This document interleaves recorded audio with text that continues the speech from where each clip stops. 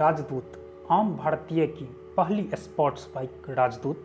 नमस्कार दोस्तों, आज मैं आपको बताने वाला हूं राजदूत, जो कभी लोगों के दिलों की धड़कन हुआ करती थी और जो सबसे लोकप्रिय बाइकों में से एक थी। यह कोई आम बाइक नहीं थी, यह भारत की पहली स्पोर्ट्स बाइक भी मानी जाती है। इसने लोगों को बताया कि रफ्तार क्या होती है। जहां एक समय में सब रॉयल इनफील्ड के पीछे भागते थे, उसी समय राजदूत ने मार्केट में आकर उसे कड़ी टक्कर देना शुरू कर दिया था। यह वह बाइक थी जिसे शहर और गांव दोनों ही जगह के लोग पसंद करते थे। ऐसा इसलिए था क्योंकि यह हर जगह चलने में सक्षम थी और तेज होने के साथ साथ माइलेज भी बुलेट से कहीं बेहतर थी। हालांकि आज इस दमदार बाइक का नामो निशान देखने को नहीं मिलता, पर एक समय था जब यह बाइक सभी के दिलों में राज किया करती थी। तो चलिए क्यों ना एक बार फिर राजदूत के सफ़र पे जाया जाए और जाना जाए आखिर कैसे राजदूत भारत में इतनी लोकप्रिय हुई। राजदूत की शुरुआत हुई 1962 में, जब स्कॉटर्स ग्रुप नाम की एक कंपनी ने पॉलिश बाइक को भारत में राजदूत नाम से बनाना शुरू किया। यह एक 175 सीसी की बाइक थी। शुरुआत में जब यह आई तो इसे मार्केट में अपनी जगह बनाने के लिए काफ़ी मेहनत करनी पड़ी। आखिर भारत में पहले से बुलेट ने अपना कब्जा जमा रखा था। हालांकि यह बाइक बाकी बाइक से ज़्यादा एडवांस थी, मगर इसे ज़्यादा ग्राहक नहीं मिल रहे थे। कई सालों तक राजदूत मार्केट में अपनी पहचान बनाने के लिए तरसती रही।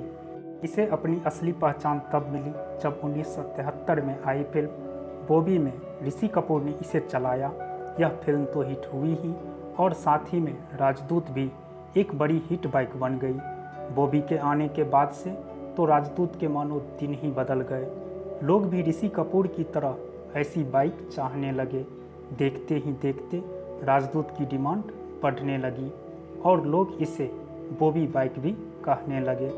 राजदूत का मार्केट बहुत बड़ा तो नहीं हुआ था, मगर इसे काफ़ी सफलता जरूर मिली। अच्छी लोकप्रियता के बावजूद राजदूत 175 सीसी बहुत बड़ी हिट नहीं बन पाई थी।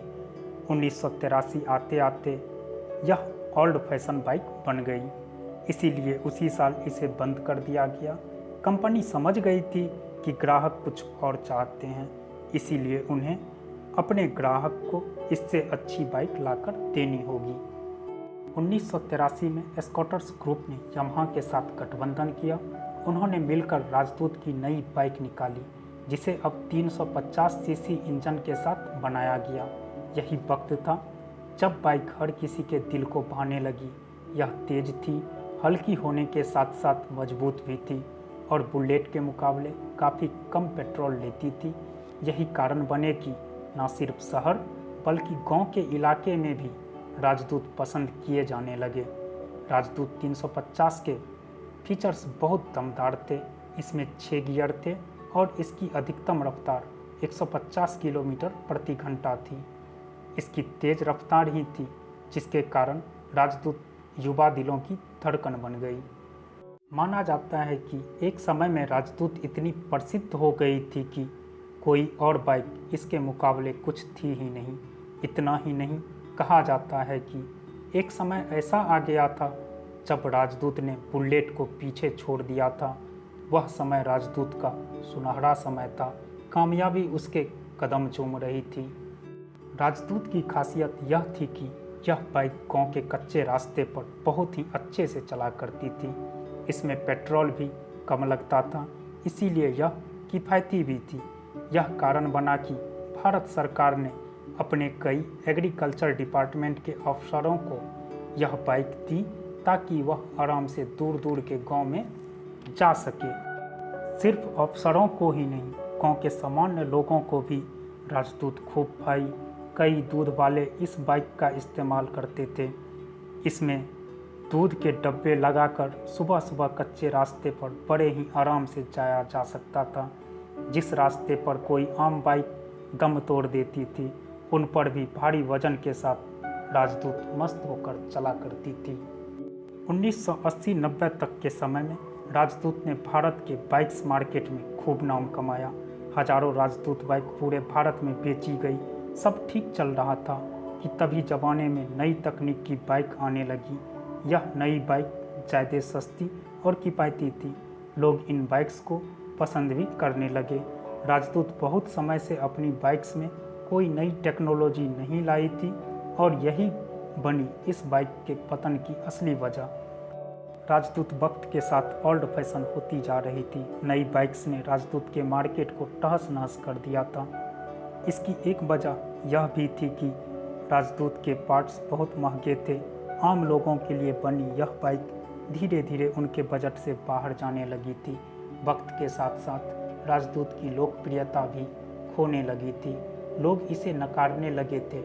यही कारण है कि 1990 के अंत तक इस बाइक का पतन होना शुरू हो गया था। इसकी प्रोडक्शन काफ़ी कम हो चुकी थी क्योंकि कोई इसे खरीदना नहीं चाहते थे। आखिर 1991 आने तक कंपनी ने राजदूत बनाने से इनकार कर दिया और 1991 में आखिरी बार राजदूत बाइक बेची गई। आज राजदूत भले ही कबाड़े में पड़ी दिखाई देती हो, मगर बहुत से लोगों ने इसके जरिए ही अपनी शुरुआत की थी। राजदूत आज एक इतिहास बन चुकी है। कुछ एक आदमी ही होंगे जिसके पास राजदूत आज भी मौजूद होगी। भले ही यह बाइक कहीं नहीं दिखाई देती हो, मगर जो लोग इस बाइक को चलाते थे उसके दिल में यह हमेशा बसी रहेगी। आप या आपके परिवार में किसी ने राजदूत बाइक का अनुभव जरूर लिया होगा। कमेंट बॉक्स में आप अपनी राय हमें ज़रूर बताएं। आपको यह वीडियो कैसा लगा? अगर अच्छा लगा हो तो वीडियो को लाइक, शेयर और कमेंट ज़रूर करें और जाते जाते हमारे चैनल को सब्सक्राइब ज़रूर करें। Thank you.